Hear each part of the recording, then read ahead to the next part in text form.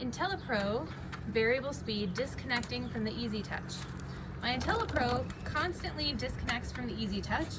When I flip the breaker, it connects again and shows the display not active.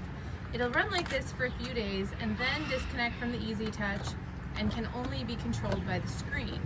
How do I keep it from continuing to disconnect from the EasyTouch automation?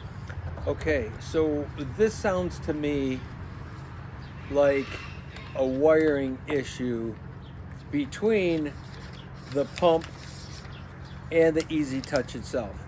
What I would do is first start at the pump, and you'll see that the low voltage wire comes in and it has a clip-in quick lock mechanism. I would take that apart and look at that, number one. Number two, depending on which pump it is as to how to take that top panel out, I would look and make sure all that wiring going into that controller wire is good, because there's always a chance that that wire, something's going funny in there.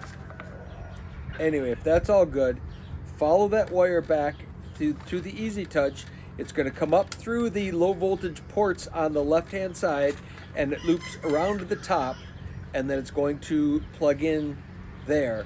What I would do is I would follow all of those wires and make sure, because depending on if you have a couple pumps, depending on the features you have, sometimes those wires have to be spliced and doubled and tripled up together.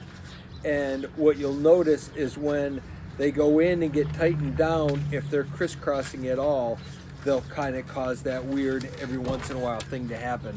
So likely it's in the wiring connecting the two of them. There's always a chance it could be in the boards, but likely based on what you said, it's going to be in the wiring.